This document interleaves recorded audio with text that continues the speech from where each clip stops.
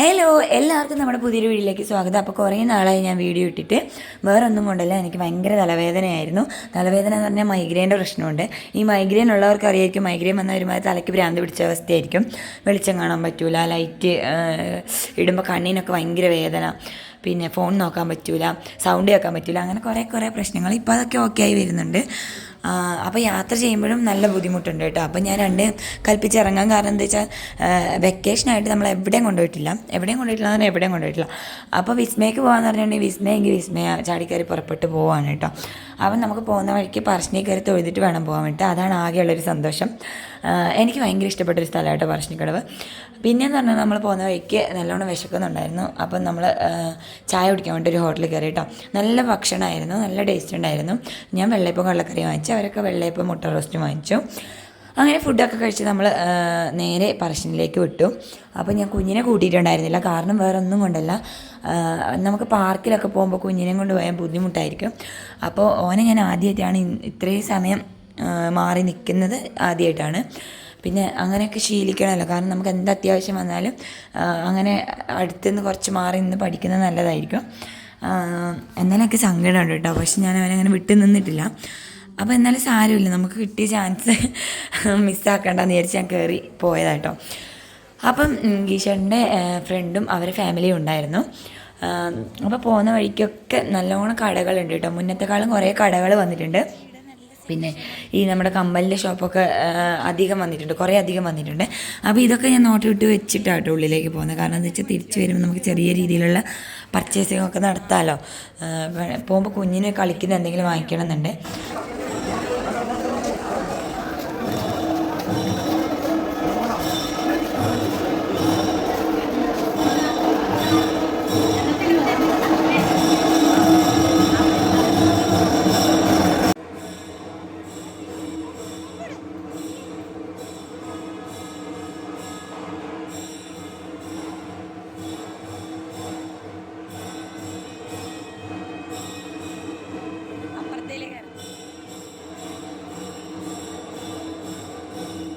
ഭാഗ്യം കൊണ്ടോന്നും അറിയില്ല, നമുക്ക് 2 തെയ്യവും കാണാനുള്ള അവസരം ഉണ്ടെന്ന് തോന്നുന്നു. കാരണം എന്താ വെച്ചാൽ നല്ലോണം ചെണ്ടക്കൂറ്റ് പുറത്തേക്ക് കേൾക്കുന്നുണ്ട്. കാരണം 2 തെയ്യം ഉണ്ടെന്ന് തോന്നുന്നു. സാധാരണ എനിക്ക് പോകുമ്പോൾ 2 തെയ്യവും ഇതുവരെ കാണാൻ പറ്റിയിട്ടില്ല കേട്ടോ. കാരണം എന്താ വെച്ചാൽ ഞങ്ങളെപ്പോഴും അധികം തെയ്യം കഴിഞ്ഞിട്ടുണ്ടാവും നമ്മളെത്തുമ്പോഴത്തേക്ക്. ചിലപ്പോൾ നമ്മൾ ലേറ്റായി ഇറങ്ങുന്നതുകൊണ്ടോന്നും അറിയില്ല. ഇന്നിപ്പോൾ നമ്മൾ നേരത്തെ ഇറങ്ങിയല്ലോ, അപ്പോൾ അതുകൊണ്ടായിരിക്കും ചിലപ്പോൾ നമുക്ക് തെയ്യം കാണാൻ പറ്റിയത്. അപ്പോൾ ഉള്ളിലേക്ക് മൊബൈൽ ഫോൺ ഉപയോഗിക്കാൻ പാടില്ല എന്ന് എഴുതി വെച്ചിട്ടുണ്ട്.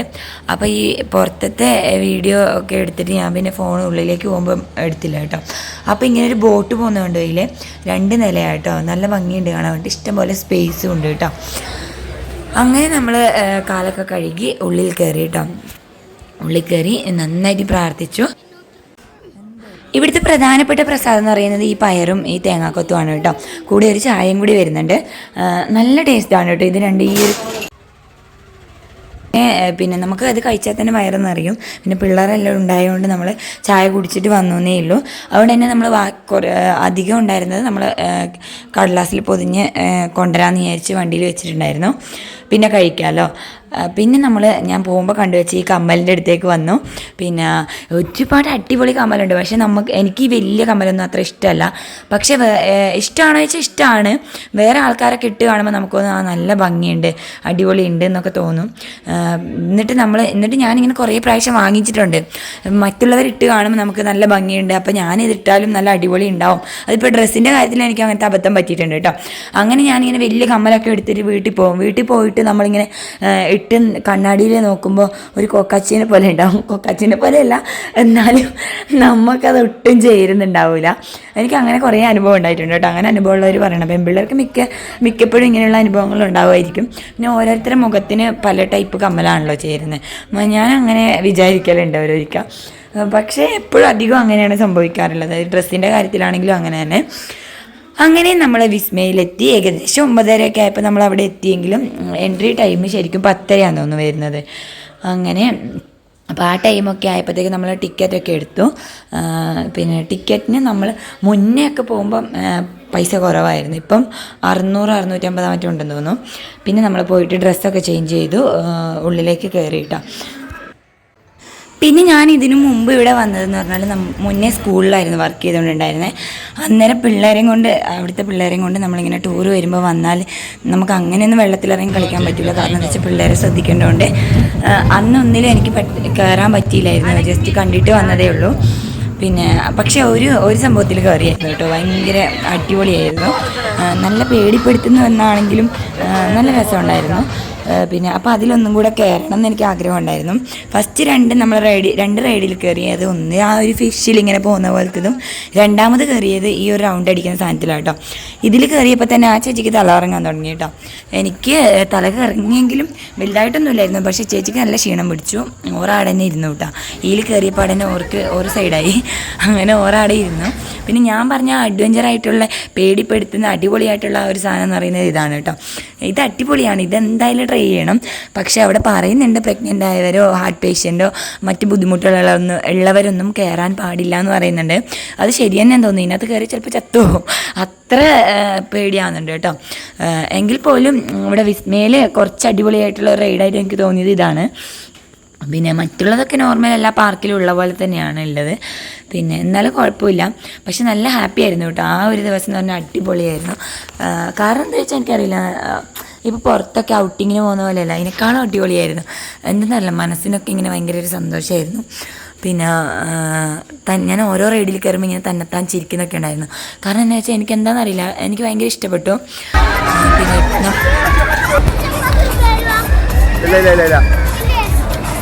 പൈസ എടുത്തില്ല ഇല്ലടാ, അല്ല പൈസ ഇല്ല, എടുത്തില്ല, പൈസ എടുത്തില്ല. നീ അമ്മ കറ എങ്ങനെ പൈസ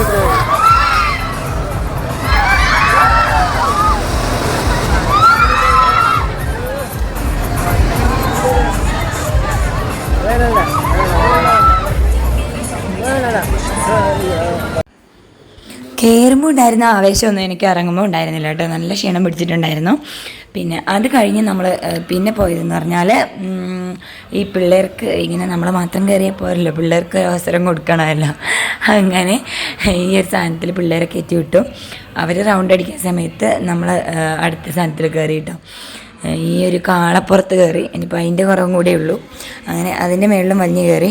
ഞാൻ വിചാരിക്കുന്നത് മാക്സിമം എല്ലാം കയറിയിട്ട് പോകാമെന്നാണ് വിചാരിക്കുന്നത്. നമ്മൾ മുതലാക്കണമല്ലോ. അങ്ങനെ എല്ലാത്തിലും കയറാമെന്ന് വിചാരിച്ചു. അങ്ങനെ കുലുക്കി മറിച്ച് അതും താഴെ ഇട്ടു. ഇതും കൂടെ കഴിഞ്ഞപ്പോഴത്തേക്ക് നല്ല ക്ഷീണം പിടിച്ചു. നമുക്ക് നന്നായിട്ട് വിശക്കുന്നുണ്ടായിരുന്നു കേട്ടോ. അപ്പോഴത്തേക്ക് 1 മണി 1:30 ആയി. അങ്ങനെ നമ്മൾ ഫുഡ് കഴിക്കാൻ വേണ്ടിയിട്ട് കയറി. അടിപൊളി ഫുഡാണ്, ഒന്നും പറയാനില്ല.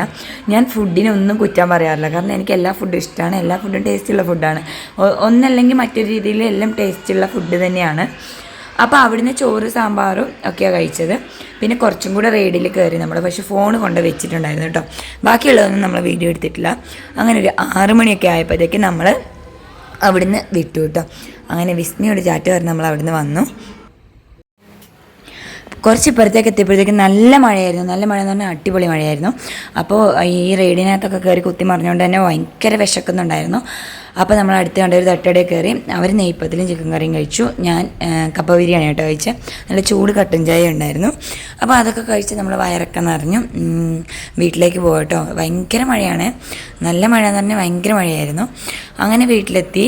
ഷിട്ടു കാത്തിരിക്കുന്നുണ്ട്. കാരണം എന്താ വെച്ചാൽ നമ്മളെ കാണാതെ ഇത്ര സമയം ഇരിക്കുന്നത് അത് ആദ്യമായിട്ടാണ്.